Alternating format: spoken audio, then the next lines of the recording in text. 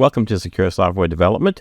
Let's get started the same way we always start, by talking about complexity. There are two sources of complexity that we typically will deal with when we're developing software, or when we're tying our shoes, or when we're trying to order lunch. There's essential complexity. This is complexity that arises because the thing we're trying to do is itself intrinsically complex. It's challenging or difficult, right? Tying knots is complicated. Tying your shoe has some essential difficulty to it. You might learn better or worse ways of getting to a good knot, but you're always going to have to tie a knot, and that's always going to require some complexity.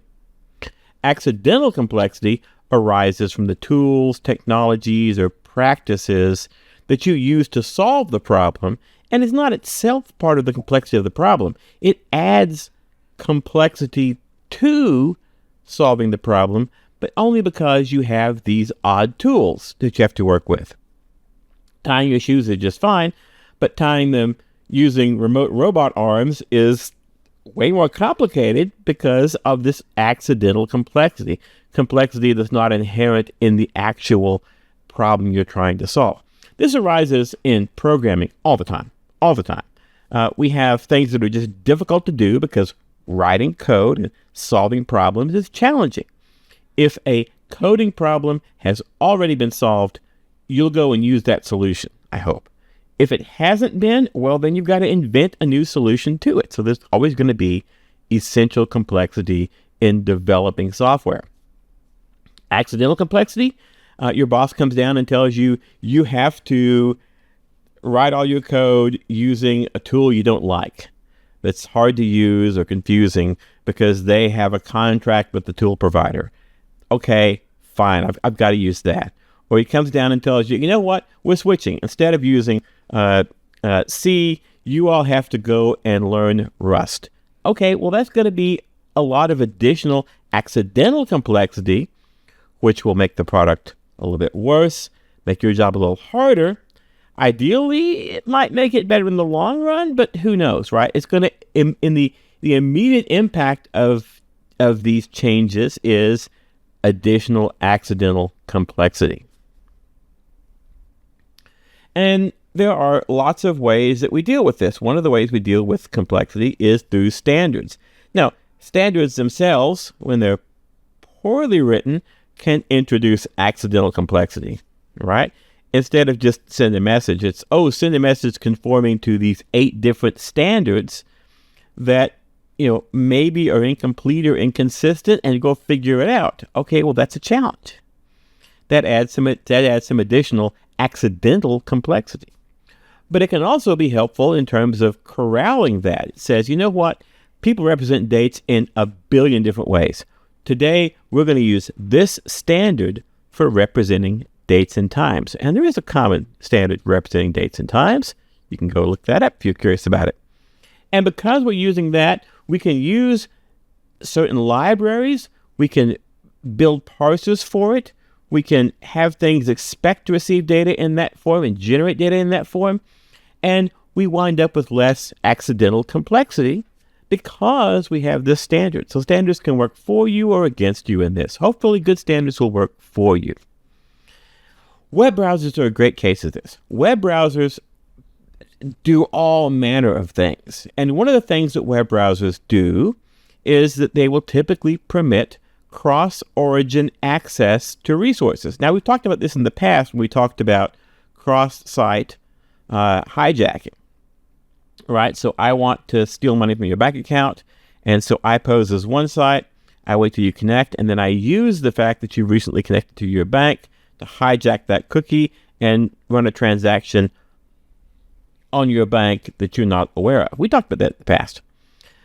So to combat that, we introduce nonces. We can also introduce rules about how you access cross-origin resources. So what's a cross-origin resource? An origin refers to the site, so like happyfun.com. It refers to the protocol, so it's HTTPS. And it refers to the port. Maybe that's port 80 or port 443 or port 9060.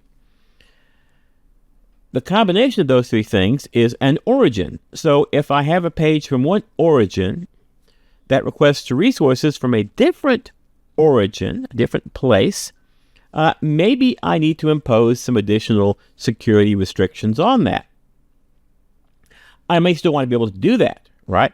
I want to go ahead and pull down fonts for my website from Google. I may want to pull down scripts and other things. I pull down passive resources, let's say, style sheets, scripts, media files, things that I'll use to structure the site. Access might still be restricted. For example, maybe I pull down an image, but I can't go and inspect the content of that image from my JavaScript because of the cross-origin security restrictions. Now, a site can impose cross-origin resource sharing headers to manage how that's done, and there can be pre-flight checks before your browser sends out for a cross-origin thing. It can go and request information about it and see if that's allowed or permitted, or how that cross-origin request is going to be handled by a remote site once the remote site knows it's a cross-origin request.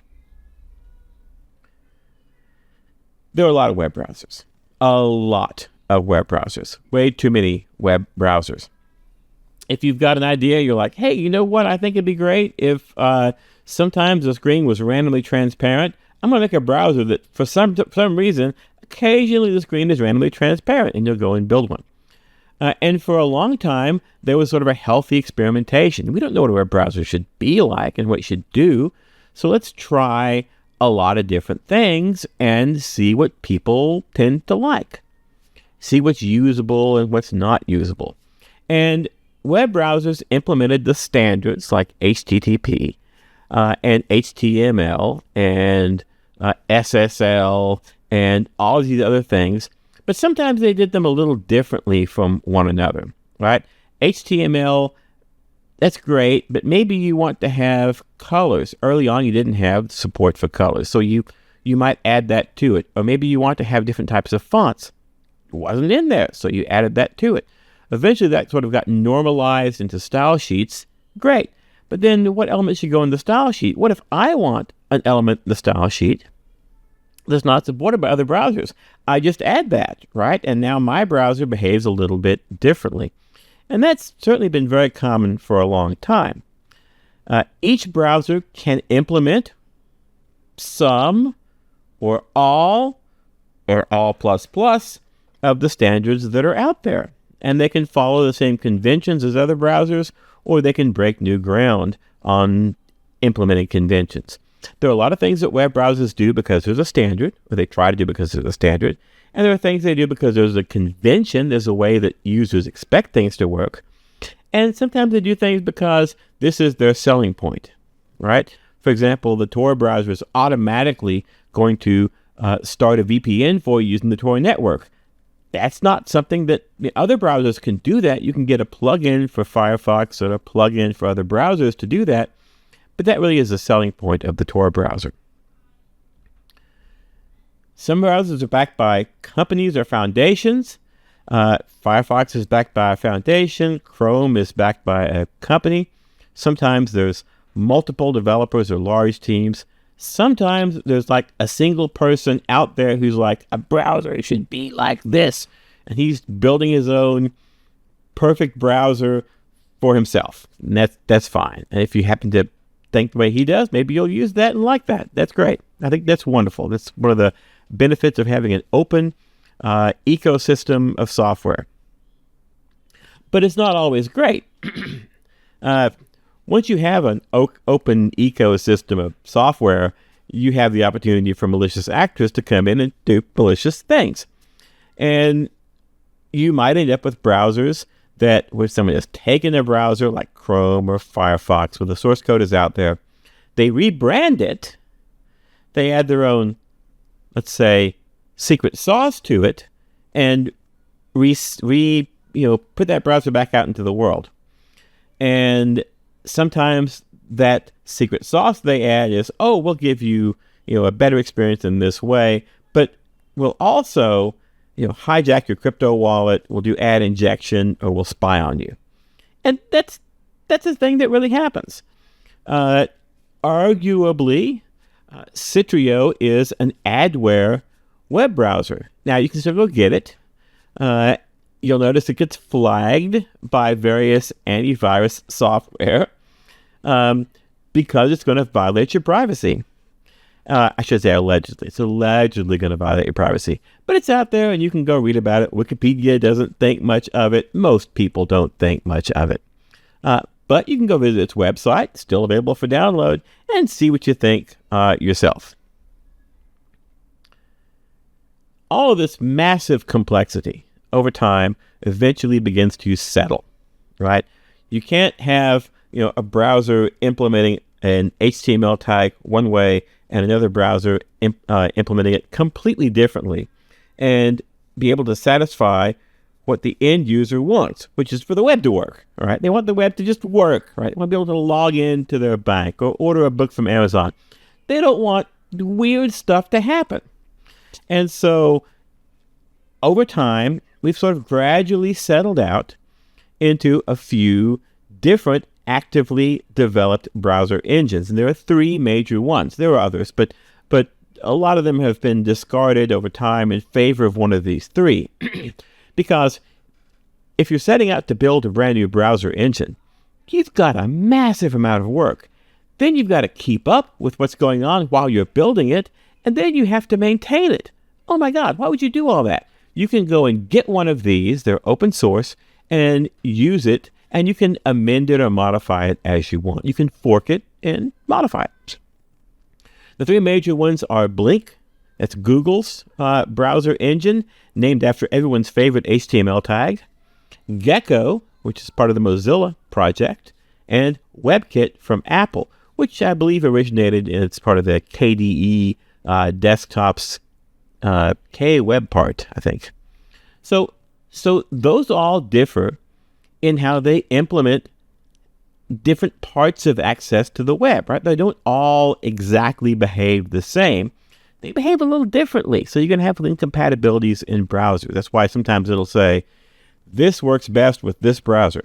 Maybe it does, and maybe it doesn't. I think what that's usually telling you is, we have tested this with this browser. We can't account for everything, so we tested it with Chrome, let's say, with Chrome. If you're not running Chrome, we can't guarantee what you'll see because there are differences. Additionally, JavaScript has just become the language of the web. That's what we use now. And when I say JavaScript, of course, we all understand that I mean ECMA script, because of course that's what it is. And we would never say JavaScript because it's correct to say ECMA script and not JavaScript, right? So JavaScript engines, there are again three major ones, and you can imagine they align with the three browser engines we saw earlier. JavaScript Core is Apple's. They have renamed it from something I forget what the previous name was.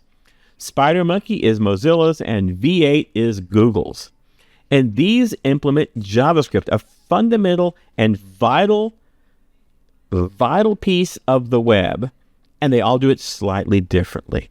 Just slightly differently. It'd be great if they all adopted one of these, but then you have this sort of monoculture, and that's not necessarily good. It's good to have competing options, I think. And in this case, it's good to have competing options that sort of try to implement the standards and do the right thing. Do they get there? Do they implement standards correctly? Well, we'll see in a minute. Other browsers are out there, commonly used. Edge is an example of a browser that's out there that people use. If you download Windows, by default, congratulations, you're using Edge. What is Edge doing? Is it got its own rendering engine, its own JavaScript engine? No, of course not, right? It used to. Microsoft used to build their own, but over time they have moved to Blink and to the V8 JavaScript engine. Because again, why would you build your own, right? These are perfectly good choices. Go and use those. Does that mean that Microsoft Edge is just Chrome rebranded? Not really. A browser is more than a rendering engine and a JavaScript engine. It has to do a lot of other stuff. It has to handle network connections, store cookies, and do all sorts of other things.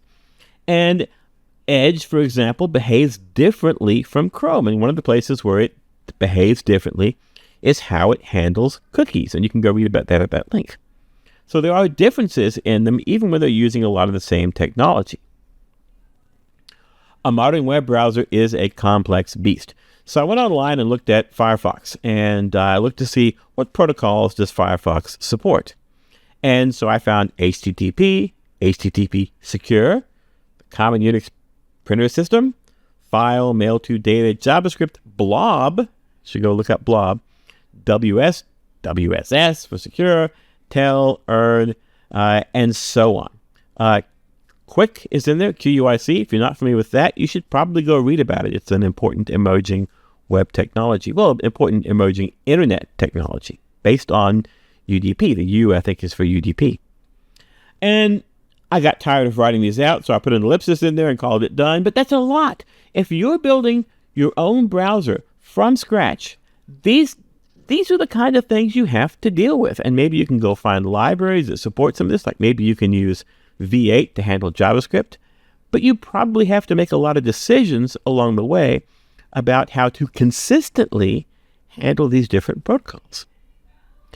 They support a wide variety of file types, so HTML gets rendered, obviously, XML, SVG. Some browsers do a really good job of rendering SVG.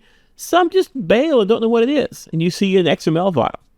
JSON, text, JPEG, PNGs, the list goes on, right? And those are just image file types, but there's also AAC and WAV and OGG Vorbis and so on, right? There are sound and video formats as well. The CSS for cascading style sheets, and there's JavaScript. That's its own file type, and many, many more. And these browsers additionally support arbitrary extensions. So what are the chances that you bring all this together, right? You bring all of this together. You build a page out of components that have all these different types mixed together.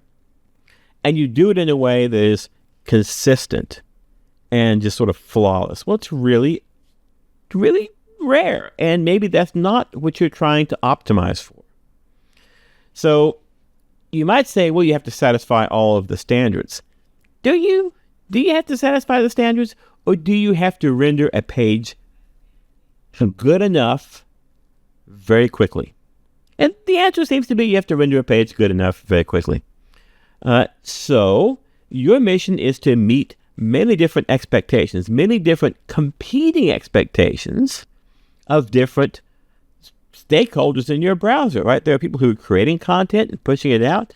There are people who are consuming that on their end. People are building kiosks around this. So they're basically, in some sense, are kind of doing both. It varies a lot. A lot of different people with different expectations of how this is going to behave. There are standards, but for example, if we go look at the acid tests are a set of tests to see how well your browser conforms or doesn't conform to the standards that are published.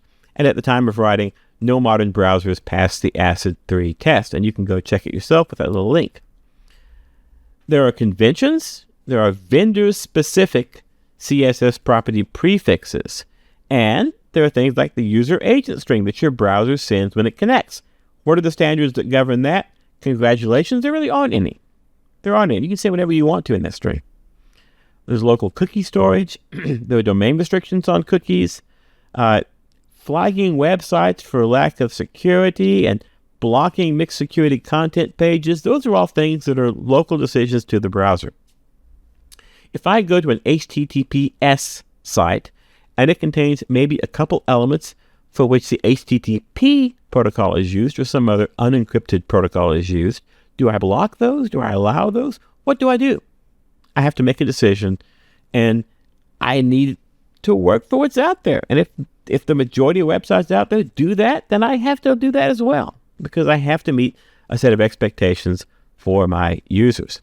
And there are exceptional cases. How do I handle malformed HTML and CSS, right? How do I handle this? Do I just say, page bad, can't display, or do I do a best effort? And as you can tell when you run the acid test, I do a best effort because, again, that's the expectation.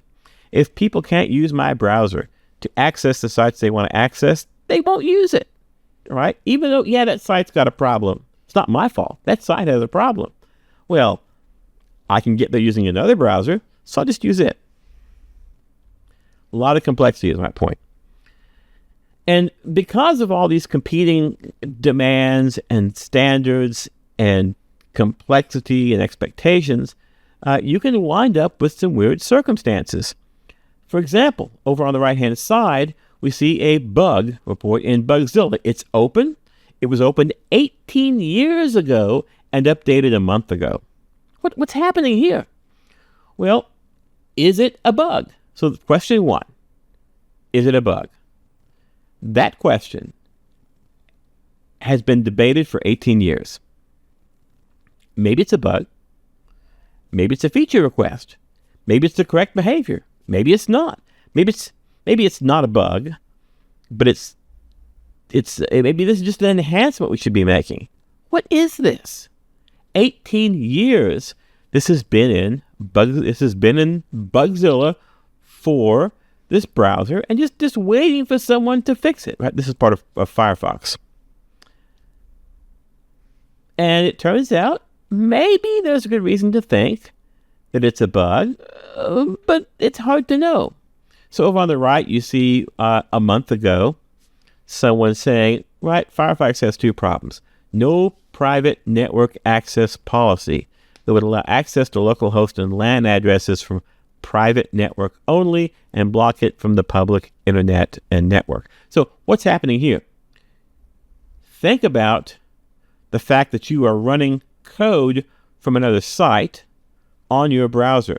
That code, let's say JavaScript, can do things, or just web elements can do things, right? I can point to a URL, and that URL could contain an IP address. Could point to an IP address. For example, I might point to 127.0.0.1. That's localhost. Can I access stuff directly on your machine? And if I can I inspect it or see the results of that and leak information off of your machine back to me? Maybe. So there's some complexity there. And it's not just 127.0.0.1. I can probably figure out what your local IP net is, right? It's probably something not routable like 192.168.xx. And once I figured that out, maybe I can scan your network. And in fact, software does that. Samsung software does that. When you buy a new TV and you put it in and it wants to then connect to it, it might actually run a host scan on your local network to figure out if it can find that TV. It's running a port scan or a host scan on your network from inside the browser. So these are all things that we have to think, do we allow that? Because some software works that way. It needs that in order to be able to work. But is that a security risk? Is that outweighed by the potential risk to security? And where is the middle ground, if there is one? Where do we draw the line? What do we do? And so sometimes the ecosystem we've built up becomes so complex that it's impossible to reach a firm agreement on what the behavior should be. And we got here through aggregation of complexity, right? We had a problem and we solved it.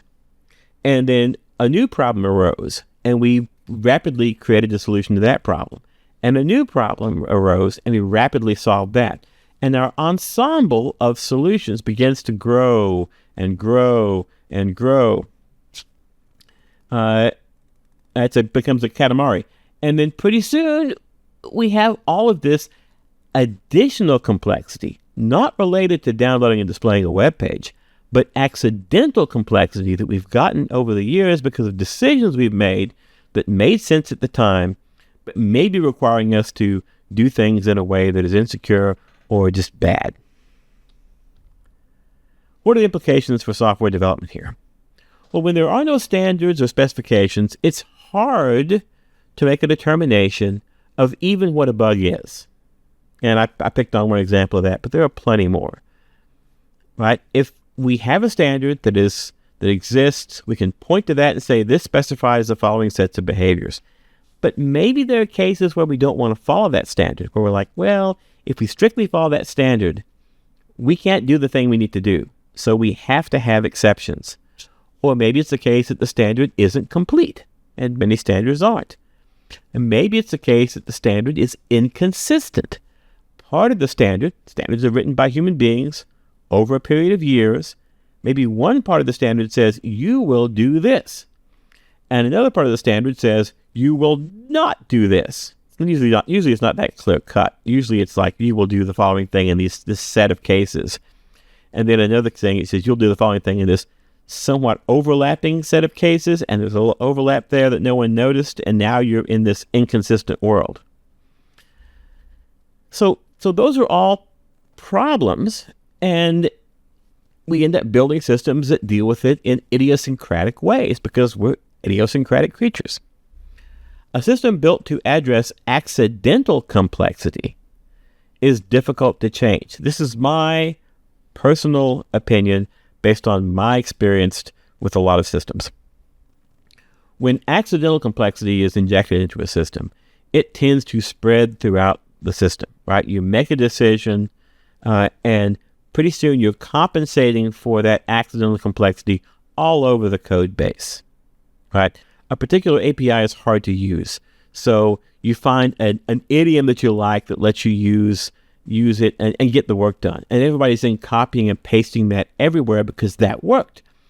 And now you have something that is maybe more complex than you intended, and you have all this accidental complexity and it's baked throughout the entire system. And that's bad because changing that, let's say they go and fix the API, now you've got all of this stuff out there that you have to deal with.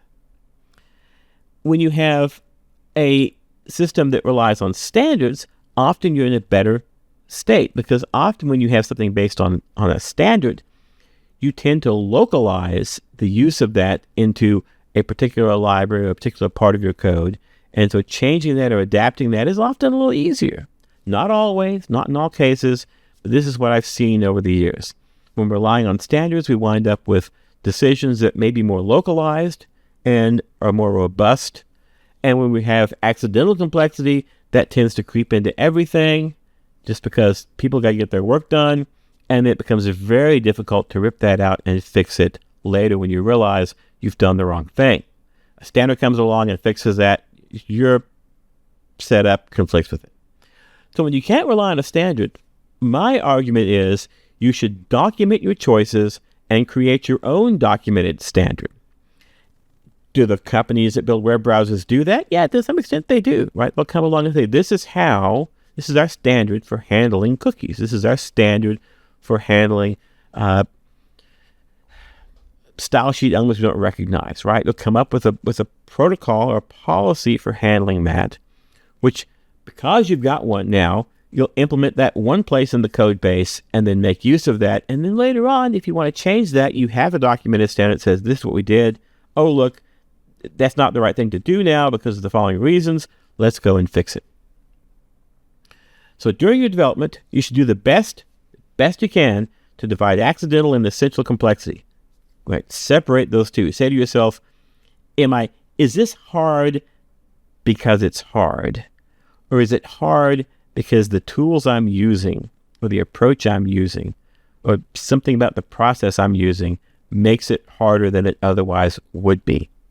And then try to isolate the impact of accidental complexity, right? Document this and then try your best to isolate the effect of that at one spot. Instead of just copy pasting that idiom throughout the whole system, maybe localize it to a module or a function or an object, or whatever is the right idiom for your coding language, and then reuse that so that when something changes there, you can go and find it and fix it. Great. Let's go back to talking about differential privacy. There's a few topics I wanted to cover and wrap up on differential privacy, so let's get to that. Reminding you what differential privacy is.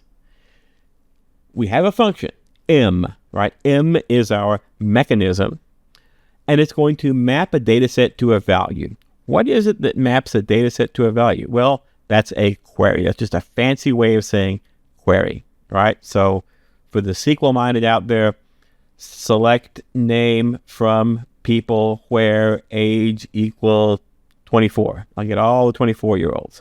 That's a query.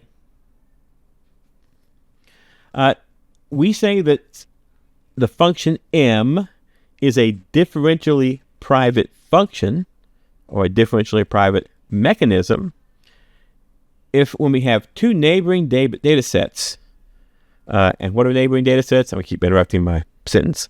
Neighboring data sets are data sets that differ by a single entry. Maybe D has gem in it and D prime doesn't. Maybe D doesn't have gem and D prime does. Maybe D and D prime have different attributes stored for gem, but they differ by one entry. Okay? So if for all neighboring data sets and for all possible outputs S, we have the following relationship. The probability that the mechanism applied to D yields S is less than or equal to, it's bounded by some factor times the probability that applying the mechanism to D prime yields S. So really, the ratio of those two is bounded by this e to the epsilon, e being Euler's number. So it's saying that something about the probabilities. So why is it probability? Why is it just if I apply m to a data set, I'm going to get an answer, and it's always going to be the same answer? Well, will it? Not necessarily, right? I mean, I might introduce some uncertainty into it, and this tells me something about how I would introduce that uncertainty. We call epsilon, that little power on the E, we call that the privacy budget. If it's 0, what happens? E to the 0 is 1, and we know that we have this very strict relationship, and they can, in fact, be the same. But when it's greater than 0, then that e to the epsilon is a value greater than 0, which means that the right-hand side becomes a little larger, and that gives me more room to move around on the left-hand side, and I can have the two probabilities diverge. The more they diverge, right, the more those two probabilities diverge, the easier it is for me to tell which data set I'm looking at. Okay? So if the probability of applying the mechanism at D and getting an answer is very, very, very low, but applying the mechanism to D prime is very, very, very high, I can then tell which of the two data sets I'm in. They differ by one entry, and now I can deduce something about the entry based on that query, and that violates privacy. I don't want that. So what I would like is for that factor to be really, really, really small. And so I would like that power to be really, really, really small, right? I'd like epsilon to be really, really close to 0. So, suppose we allow an analyst to repeatedly run a particular query. So, the idea of large number laws is the following. I sample from a random distribution, and I get a result. And then I sample again, and I sample again. And let's say that I'm using an unbiased sampling method. Then, over time, my sampling is going to converge to, the things I'll see in my sample, will converge to the true distribution in the original population. And you can either say, I converge to within an epsilon with probability 1, or I converge with the probability close to 1. It's fine. There's a strong law and a weak law. Don't worry about it. The point is, repeated sampling allows me to determine a population statistic with arbitrary precision. Maybe I've got to sample a lot, but if each sample is an independent, identically distributed trial that is unbiased, I will eventually be able to estimate the population statistic. However closely I want to, I can break privacy. We don't want that. To prevent this in differential privacy, we use the sequential composition theorem we talked about before. When every query removes a little bit of the overall privacy budget, it eats away a little bit of that epsilon, so we subtract a small amount from it, and eventually there's nothing left. And we can't do another query because there's not any more privacy budget left. And it turns out that's okay. We can show that the sequential queries, and as long as the epsilon for each one adds up to that overall epsilon, we're fine. That means I've got to choose a smaller epsilon for each query, right? So that I can get you the number of queries you need within that budget, but that's okay. Suppose we release a differentially private value for a query each day, every day, forever. Well, that would seem like that's getting back to what we talked about, right? I can, over time, large number of laws will take over, and I'll have a really good estimate for that result, even with some differential privacy baked into it. But it's each day, so maybe I need 1,000 samples to get what I want. It's 1,000 days, so maybe. We have to assume that if I'm sampling something for a person, we have to assume that that person's result is independent and identically distributed over the course of that full 1,000 days. And people are not necessarily consistent. Okay? If they were, then that would be a problem. Apple, for example, thinks that's not a problem, right? People change. People do different stuff. Today, you're going down the cat video rabbit hole. Tomorrow, you're all into Attack on Titan. The next day, you discovered this new web series that you're all into, and you're going down that rabbit hole. And, there's a million different things that you'll be looking at out there and doing on your phone, right? Now you're obsessed with some game you downloaded. And so we can't expect it to be independent and identically distributed over many days. We expect it to change. And Apple says that's fine because it changes. It's fine for us to use it in this way. And so we can go and look at what they use for their differential privacy. And you can go to that link and see it yourself. For lookup hints, Apple uses a privacy budget with an epsilon of 4. That's really high. And limits user contributions to 2 donations per day. So we get 2 samples per day from you with an epsilon of 4. That's if we were able to run lots of queries, that'd be terrible. But because we're limited to 2 a day, maybe that's all right. For emoji, Apple uses a privacy budget with an epsilon of 4 and submits 1 donation per day.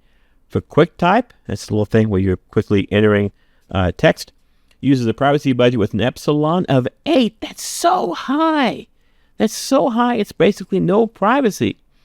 And 2 donations per day. So to think about what all that means and what you can learn from that. Apple needs that information in order to decide how to improve their operating system and their phone. And this is probably good enough given how rare the collection is and how few collections there are. And they do use some differential privacy on collecting them, although the epsilons are high. So let's go back and review Laplace noise really quickly. So Laplace noise adds noise. It adds some random fuzz to your result.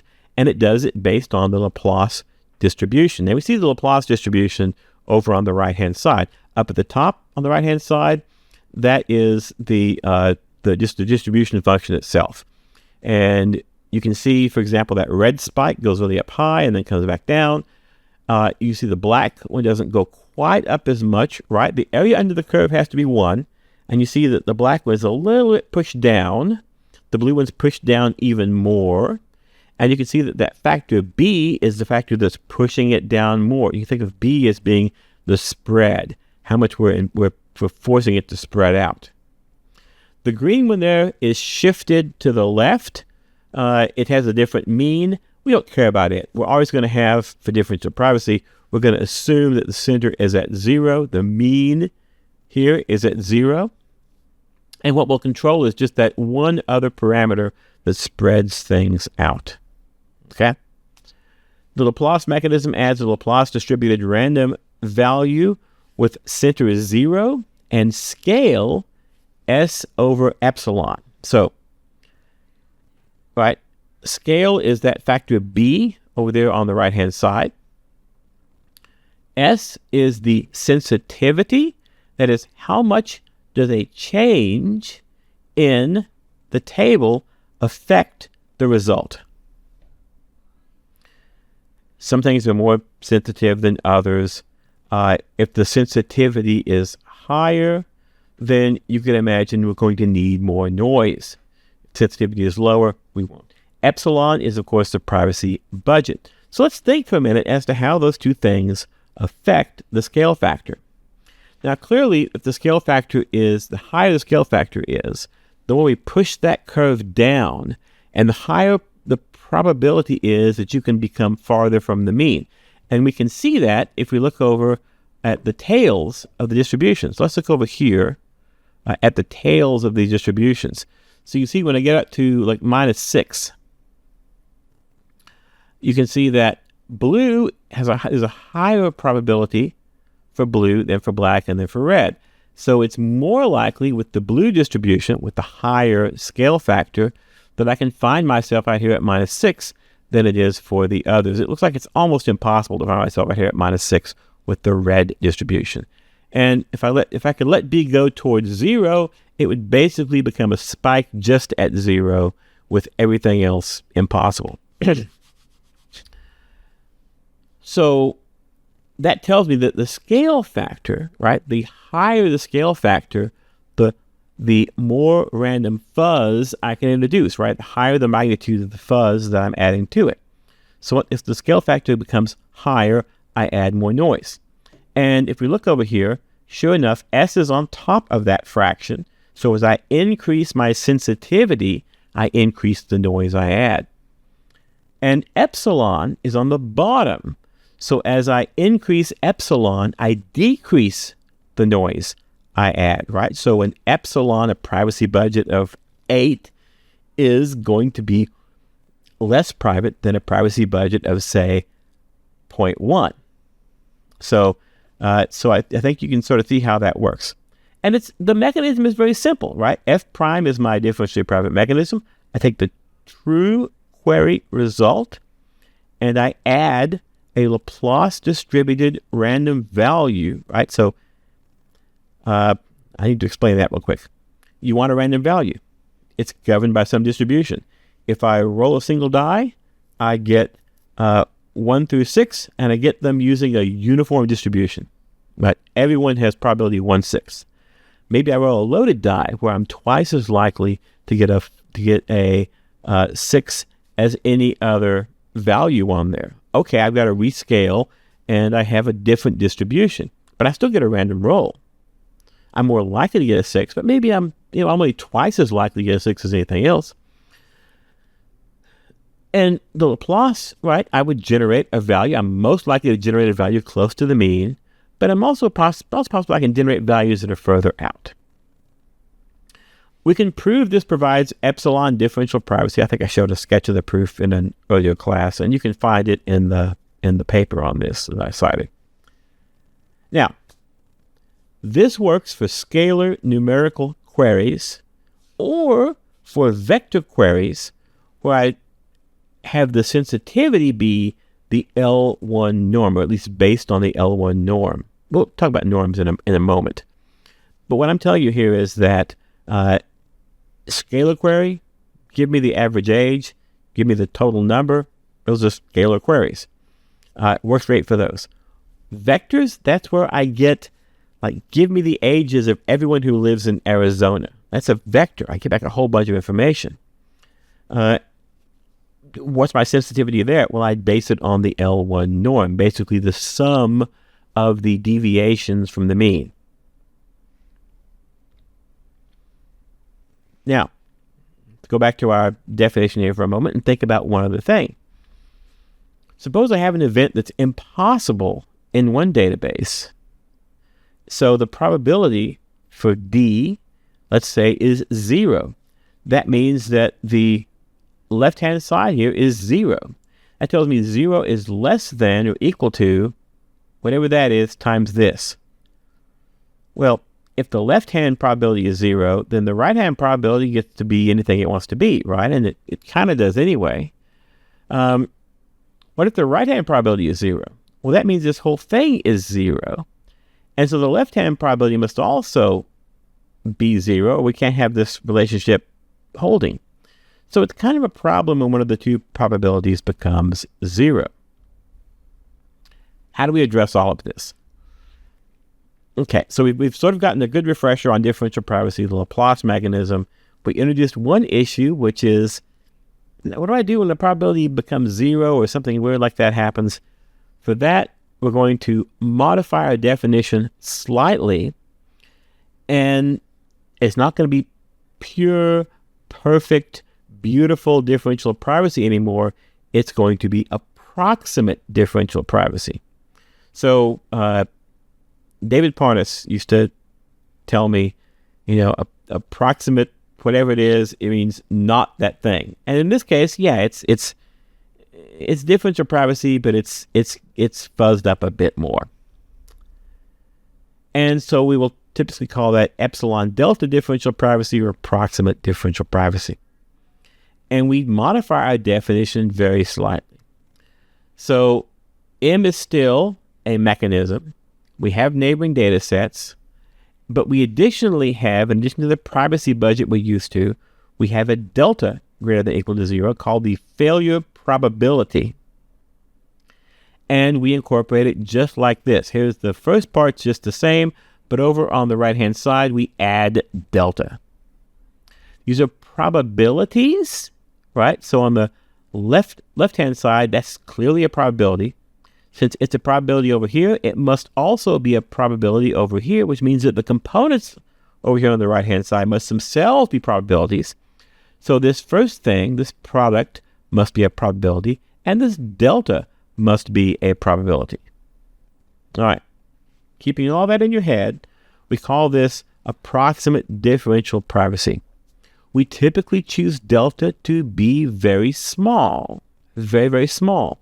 What would it mean for delta to be large? That would mean that I was able to make this side big, which would mean it was more likely I could differentiate between the two sides, right? The further I can make D and D prime get from one another, the more I'm able to break privacy.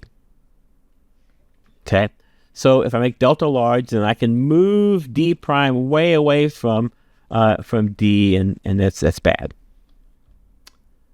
So the value on the left is probability, the value on the right is probability, etc. This gives some space if the probability on the right is zero, right? Suppose that the probability on the right is in fact zero. On the left, I ask about applying my query to a data set that contains Jim. Well, one of the neighbors is a data set that doesn't contain Jim. So the probability of that result is zero. But then I can tell if Jim's in there or not. So what I want is to fuzz that up a little bit to give me some room, and so I add the delta to enable me to do that. So if the delta is large, then we have much greater differentiation between the data sets and less privacy. As the delta gets smaller, right, as it approaches zero, it approaches pure differential privacy. If it goes to zero, it drops out altogether, and we're back to the original definition of differential privacy. Some interesting results on this. Post-processing still holds. Once I give you back a result, privacy is baked into that result. I can do other processing with it, and it's fine. It won't violate the privacy. If M1 is a epsilon delta differentially private mechanism with epsilon 1 and delta 1, and M2 is as well with epsilon 2 and delta 2, then the combination, the query that gives me back both results, adds. So I have epsilon 1 plus epsilon 2 and delta 1 plus delta 2. And this is what we saw earlier when we talked about repeated queries, like using up that privacy budget. In this case, giving you back both means I have to sum them up. So I have to have a larger space for that overall query, the one that gives me both, so that I can meet that constraint.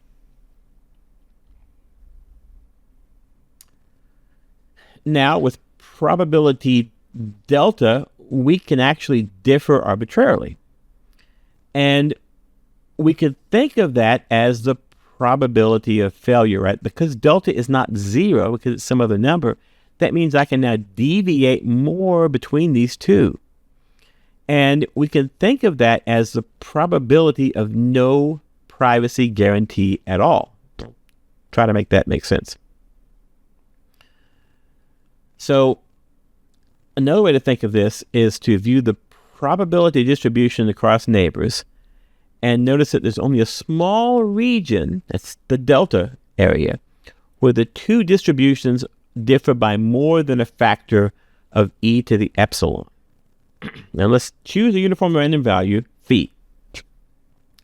If phi is less than delta, then we'll say MD is FD. Otherwise, we'll add Laplace noise to it. So this is our new mechanism. Our mechanism is, I'm going to pick a random value, and if that value is less than delta, I will just tell you the unaltered result. I'll just expose the data, right? Jim is 23 years old and lives in his mom's basement. I'll just tell you that. Otherwise, I'll add Laplace noise. Jim is old and lives in Milwaukee. Okay, now I don't know what that means, right? So, but you can see this meets the definition above. Does it really? Yeah, it does, right? Because I have space for that, no result given to me by delta. Otherwise, I just use the straight up.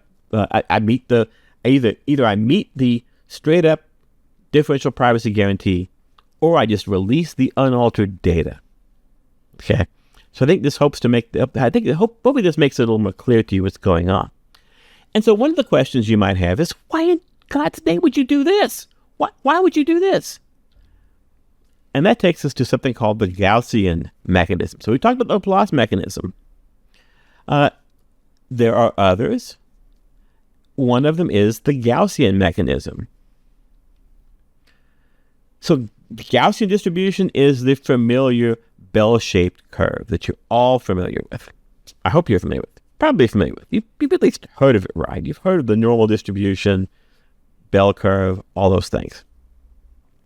The Gaussian mechanism adds a normally distributed random value. Again, center at 0. And now we talk about the variance, right? The higher the variance, the more variation we allow, the further you can move from the mean. And you can see that over on the right-hand side, right? Instead of having this nice sharp spike we get with the Laplace mechanism, we have this gradual approach to the mean and this smooth top to it, this nice smooth curve. But again, you can see the same kind of behavior as we raise the standard deviation, we push it down and spread the curve out more, allowing for a higher probability for values further from the mean. We apply it the same way we did for the Laplace mechanism, except instead of taking a Laplace distributed random value, we take a normally distributed random value. So the question you should ask is, where do I get sigma squared from? Where do I get a standard deviation from? And it turns out there's a little bit of discussion and debate and thought and some empiricism behind that answer. And we wind up with an equation that looks something like what you see here. Sigma squared is 2 times the sensitivity, still have to have the sensitivity squared times the natural log of 1.25 divided by delta divided by e squared. Really? That's what it is. Okay, so suppose delta is 0. What happens? Well, then I've got 1.25 divided by 0 inside that natural log there. That's bad. Okay, so we can't have delta be 0. Well, what happens as delta gets larger and larger and larger? Well, we divide that 1.25 by increasingly large numbers. Let's say we divide it by 1,000, right? Or 10,000 or 100,000. We're getting closer and closer and closer to taking the log of 0, which we don't want to do, but we're getting closer and closer to that term dropping out, basically, winding up with sigma being twice s over epsilon.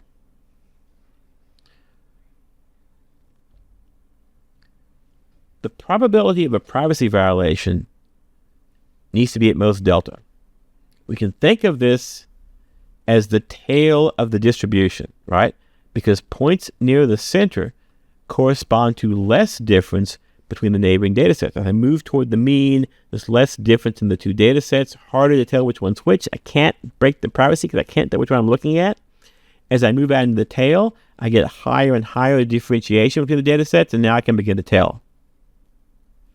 We want to select a sigma such that the noise makes that change in output due to the individual's data less than epsilon with the probability at least 1 minus delta.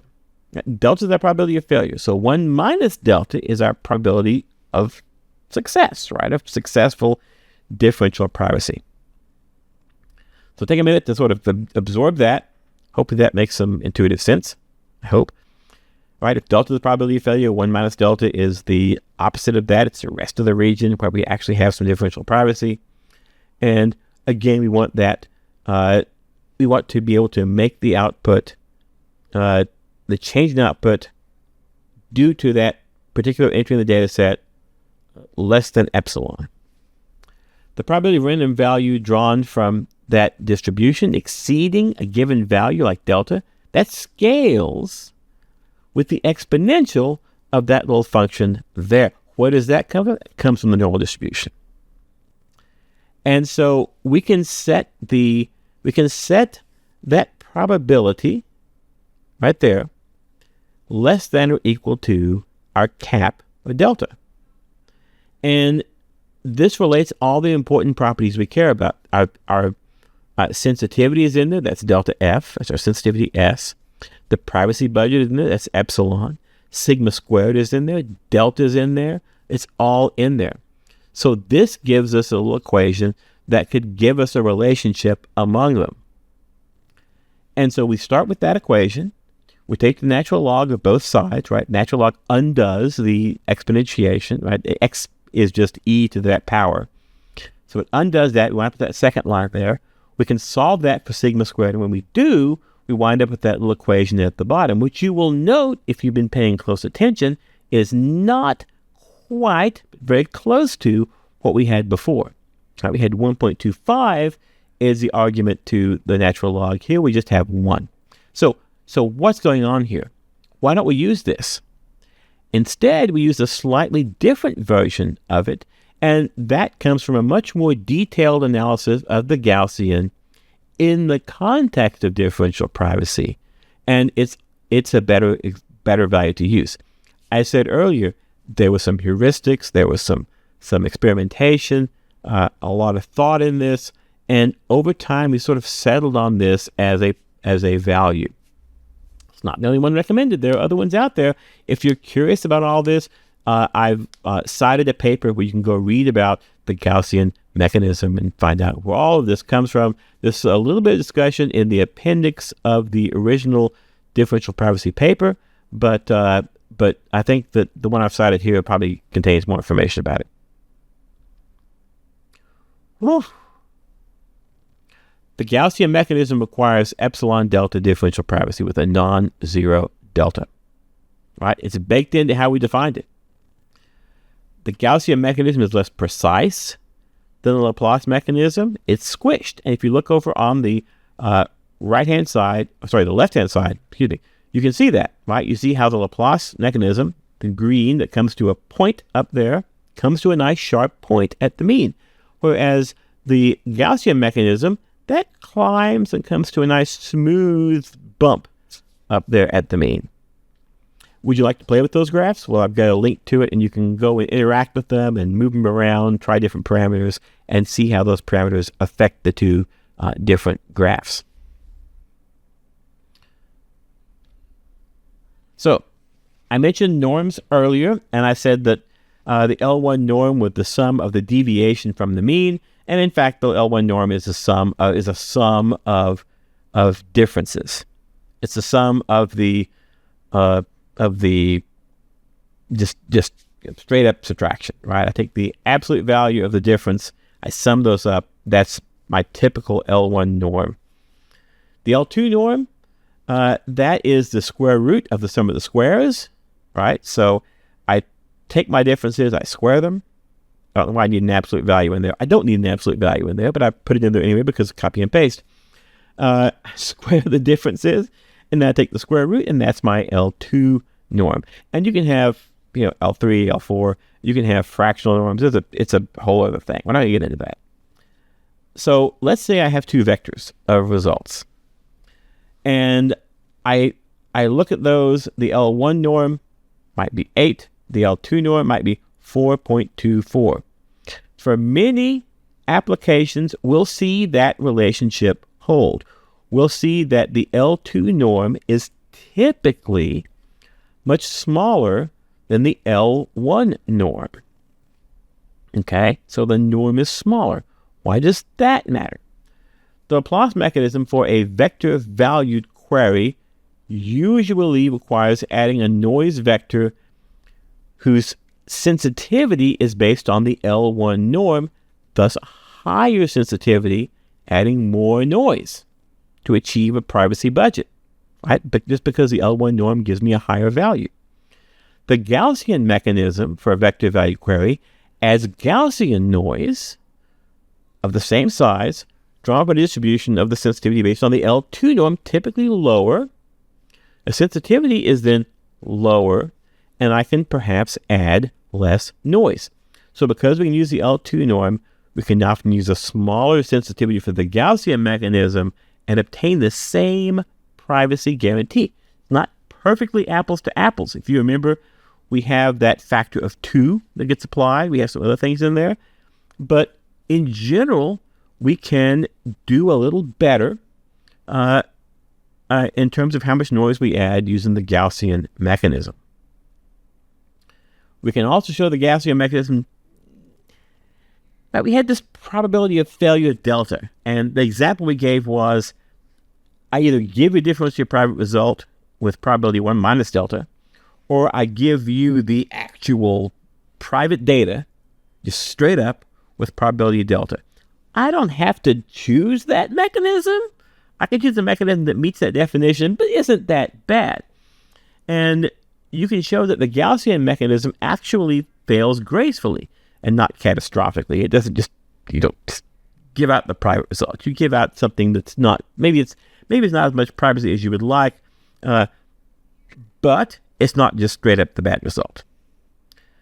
So you can show that the probability delta reduces the privacy guarantee to some CE, and that's for some value C. So instead of it being epsilon, which would be our original privacy budget, it's epsilon times some little value C, and it's been reduced. So C is some value less than 1, and we shrink our privacy budget because we're allowing part of it to be shaved off by that factor delta. All right. So it's not terrible, and it might let us do a little better. We can generate random values from the Gaussian mechanism in Python using NumPy. It's pretty straightforward. NumPy, random, normal, instead of Laplace. Give it a center of 0, and then give it the variance, and there you go. And that will give you back this result. And in general, we want to use the Gaussian mechanism for vector-valued numerical queries because of the norm factor. For scalars, the Laplace is more precise. That's because that's sharp peak, right? It's more precise. But for vector value queries, we probably want to use something like the Gaussian mechanism. Great. So we have a method of dealing with scalars, method of vectors, and you might ask, what if the query isn't even a number? What if it's like, what type of cat do you like? Ooh, or who did you vote for in the last election? Wow, okay, those are numerical queries? Right, maybe I could assign each candidate a number and then give you back a result. What would that mean? No, I want to be able to say something that comes from the set of actual answers. I'm going to say a candidate. So how do I build differential privacy into something like that? That takes us to the exponential mechanism. So we had the Laplace mechanism, good for scalars, the Gaussian mechanism, good for vectors, and now we're talking about the exponential mechanism, And that's going to let us address that piece of non-numerical data. A selection problem is a query that gives us back information about a set of specific elements, okay?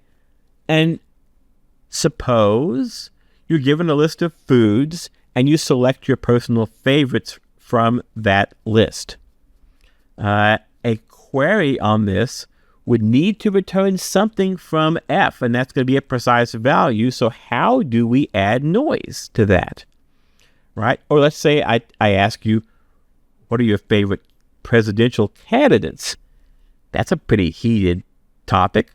So you write them down, and now I need to protect your answer, right? Because if people find out you're voting for Jill Stein, you're in trouble. I'm just picking on Jill Stein, but you get the idea. And we've seen something like this. We've already actually seen this example with the spinner, right? Did you steal from the company? That's a yes/no answer, right? That's a discrete answer. And we saw how to add fuzz to that using the spinner. So maybe something like that will work for differential privacy. So suppose the answer is X, but the mechanism returns Y. Suppose the answer is, my preferred presidential candidate is, who ran for president this last time, who wasn't one of the major candidates. I already picked on Jill Stein. My preferred presidential candidate this last time was Bugs Bunny. Say that. But the mechanism returns Jill Stein. Is that okay? Is it useful? I don't know. It depends on how similar I consider those answers to be. So let's go back to food. Suppose my favorite food is... What is my favorite food? It's Chongqing chicken, actually. So let's assume that that's the answer. It's this really spicy chicken made with Szechuan peppercorns. But the mechanism returns broccoli. Is that okay? Are those close in some dimension? Is it a useful answer to return that? I got to go to the store. I need to buy stuff. What do you want? Well, I want, and over here I say, I want to have this spicy chicken that I can make. And what you hear is broccoli. So you go buy broccoli. That doesn't contain any of the ingredients I need to make the spicy chicken I want, so it's not useful. But maybe there's something else that isn't exactly what I said, but it's close. Has a lot of the same ingredients: Szechuan peppercorns, chicken, a few other things. It's a pretty simple ingredient list. That would be okay, because you wouldn't know my preference, but you would end up getting me all the stuff I need to make it. So the way this works is you select a set of possible outcomes, call that capital Y, and you define a utility function which gives you back a metric, a measure for all of the things that are in that set. Okay, it gives you basically the utility function, the trade-off among these different possibilities. We then can compute a global sensitivity for this specific utility function U. Remember, sensitivity is how much does it change. U is giving us back a number, so now I can actually compute a number based on this utility function that you're giving me. We'll make this more concrete in just a few moments, so hang in there. Now, on a query with true result X, we return a possibly different result Y with probability proportional to that value over there. So what is that? That's EXP is e to the power of. You see our privacy budget in there. You see twice our sensitivity on the bottom, and you see our utility function of that trade-off, right? There's X is the true result, Y is the one we give back. You see that on top. Okay? And that's going to be our probability. So suppose my utility function for XX, you ask for the result, I give back the correct result. Suppose that is 1, or maybe it's 100. It's whatever you want it to be, okay? But it's some large value. It's high utility. And the top of that fraction becomes larger. the overall value that we're raising e to the power of becomes larger, and our probability becomes larger.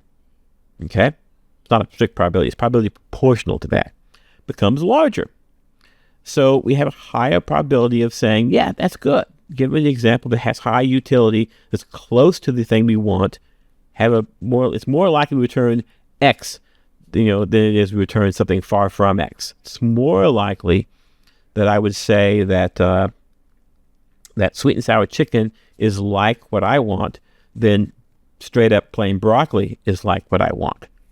Okay.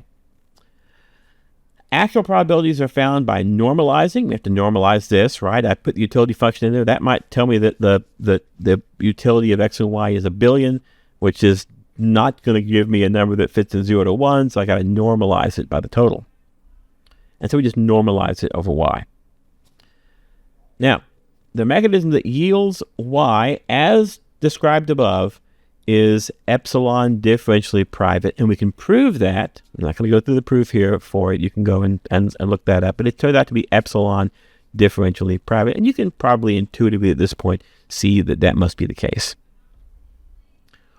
What does the utility function look like? Well, suppose you want pepperoni pizza. Pepperoni pizza has high utility to you because that's what you wanted. Sausage pizza, it's probably okay. I mean, it's the same basic set of stuff, just a little different. Okay, that has a high-ish utility. Cheese pizza? I wanted pepperoni, but I'll eat cheese pizza because that's pizza. It's got cheese and crust. Tomato sauce? Fine. It's just missing the pepperoni. It's close. Quiche? Wait, what do you bring me? Quiche? I mean, I guess maybe it's a savory dish like pizza is. It's got a crust. I don't know. I wasn't what I wanted, but it's not. I guess I'll eat it. Apple pie? Apple pie is in no way pizza. What is that? No, stop it. Right? So a low utility there. And, maybe in some cases, it's not symmetric. And here it's not a symmetric function, right? If I want a cheese pizza and you bring me pepperoni, I can pull the pepperonis off. It's fine. Bring me sausage, I'll pull the little sausages off. That's fine. They're about the same to me. Either way, I wind up with cheese pizza. So it's not necessarily a symmetric relationship, but it does tell me something about the trade-offs based on the results. The exponential mechanism works for finite, and if you really want to get technical, it'll work for infinite sets as well, but you got to do a whole bunch of additional work for infinite sets. The privacy budget, epsilon, is independent of the size of Y. And you may have to think about that for a few moments to convince yourself that that's true, but it is, right? I mean, it was independent of the size of the other sets, right? The other sets had real numbers. Any subset, any non-empty subset of the real numbers is going to be a single specific real number or an infinite slice of them. So yeah, it works for infinite stuff. It's independent of the size of Y. If there are 20 or 1,000 elements in Y, it still will work just fine. The exponential mechanism is sufficiently generalizable, and this is a really interesting result, that all other privacy mechanisms can be specified using the appropriate utility mechanism. I can do all the others with just the exponential. And maybe that sounds intuitive to you because you saw the exponential being used for the Gaussian. Here you see it being used for this, and you're like, those look really close. If I just choose the right utility function, which looks like the missing factor from the other one, then I'm good. Sure, you can do that. Right? So I can generalize the exponential mechanism is very generalizable, and I can represent all the others with it. If you want to play with the distributions, I threw up the little tool. It's in a Jupyter notebook, and you can click the link. It'll take you there. You can put in a sensitivity, an epsilon, and a delta. You can choose the distribution you want. It'll show you what that looks like, and it'll generate some random values that'll appear down there at the bottom. You get a little array of random values generated according to that distribution. So it lets you get a sense for what these different things mean. So go play with that if you want to see how this all works. That's it.